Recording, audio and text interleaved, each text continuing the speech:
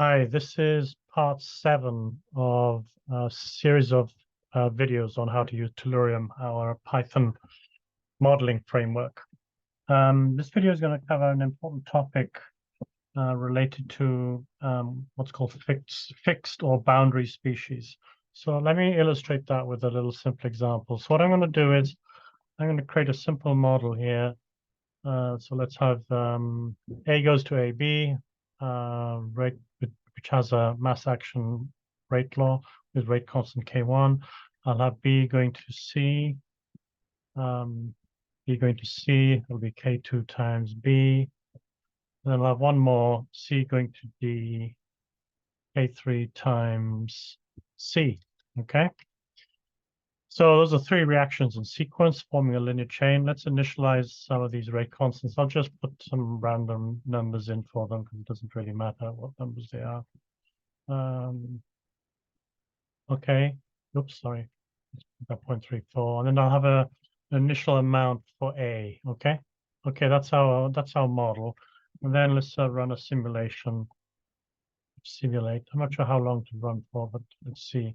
Let's go to 60, 100 data points, and then we'll plot it, okay? See what it looks like. Okay, let me clear the screen here. All right, let's run. I get to run. Okay, you go to the, this is running Spider. To run it, you go to the green button up here, click it, and then you get the results. So here you can see the graph output. Okay, I picked the right time, 0 to 60. And what you notice is that the amount of A, or the concentration of A, pretty much drops to 0. And the amount of D goes up to a maximum, and the other two drop to 0 as well. Let's look at one other thing. Let's look at, we did this in a previous video. Let's look at the rates or the fluxes through each of those steps. So there's going to be 3 of them. I'll label them J1, J2, J3, and I can print them out. If you remember, you can have a selection list. You can pick whatever you want, come back from the simulation. I'm going to pick all 3. Let's run this. See what we get. Okay, so you can see all the rates. They pretty much tend to 0. Okay, so everything goes to 0. And if I go here, I ask for a particular rate. Oops, got to pick the right case. J1, it's pretty small. J2, J2, also pretty small. J3, also pretty small.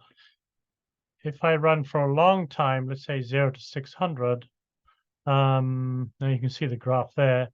Let's have a look at a couple of these. Let's look at J3. Look, it's 10 to the minus 14. So they pretty much go to 0. And this is not really a very interesting model for that reason. And it's basically everything is run out to D. Everything from A has basically run out to D. Now I could make all these reversible, but then all that would happen is everything just approaches thermodynamic equilibrium, and all the fluxes will still be 0. Okay. Now, living organisms don't operate like this. They have a continuous flow of material in, and they have a continuous flow of material out, and everything reaches what we call a steady state. So how can I mimic that using this model here? Well, the way to do it is we have to fix the boundaries.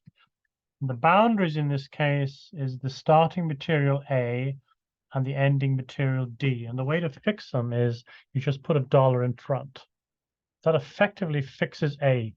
And since A I set to 10, that fixes A to 10. Now D by default will be 0, so D gets fixed to 0. So let's run it now, shall we? So now I'm going to, actually, let me comment that out line, and I'll put another line in here because I might use that later on. So let's take that out. Okay, let's run this then.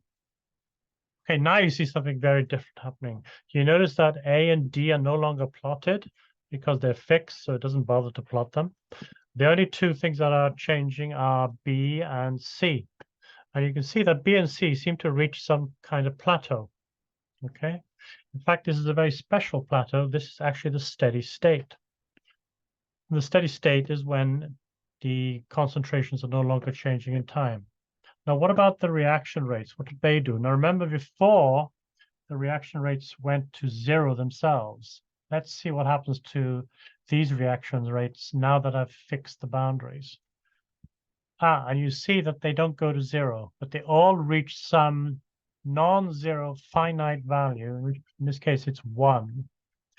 What you'll see here, the blue line is the rate of J1. If you look at J1, that's J1 over here, it's K1 times A. Well, K1 is a constant, it's 0.1. A now is also a constant, which is 10. So 0.1 times 10 is 1. So the rate coming through here is 1, but it's always 1, right? Because A doesn't change. And so we see a blue line, which is constant. And everything else is forced essentially to match that rate at steady state, which is why you see the green lines and the orange lines are reaching 1 as well.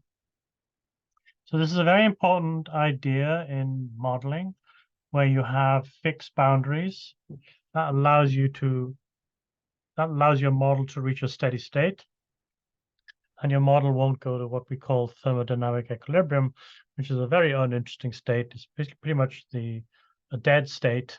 There's no dissipation of energy, all fluxes are 0, and it's not interesting at all.